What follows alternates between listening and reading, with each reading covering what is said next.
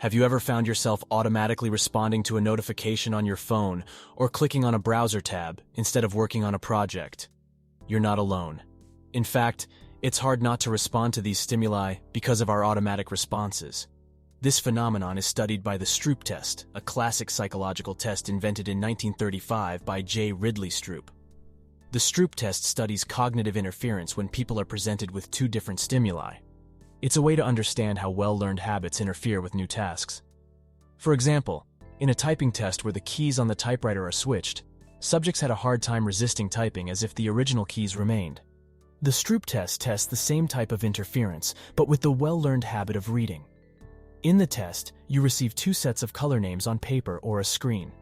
In one set, the font color matches the written word, but in the second set, the written color name and the font color are different. The task is to name the font color, and in the first set of words, it's easy because the font colors and word names match. But in the second set of words, there is an automatic tendency to read the word instead. It requires effort to inhibit the automatic response to say the word, and instead say the correct answer. To perform the Stroop test accurately, you need to actively maintain the goal of focusing on the color in order to block out the urge to read the word. This is where executive function comes in to inhibit competing responses in order to solve the task. However, it's not always successful. In our everyday use of devices, we are continually challenged to inhibit automatic responses. Our computer interfaces act as dashboards, with browser tabs and icons representing gateways to activity that is way more fun and interesting.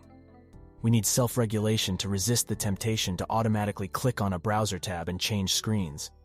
We also have an automatic response to attend to an ad that flashes on our screen when we're on a website. As our actions become more automatic, it becomes harder to modify them, and thus harder not to be distracted by stimuli like notifications. So the next time you find yourself automatically responding to a notification or clicking on a browser tab, remember the Stroop test and the importance of inhibiting automatic responses to stay focused on the task at hand.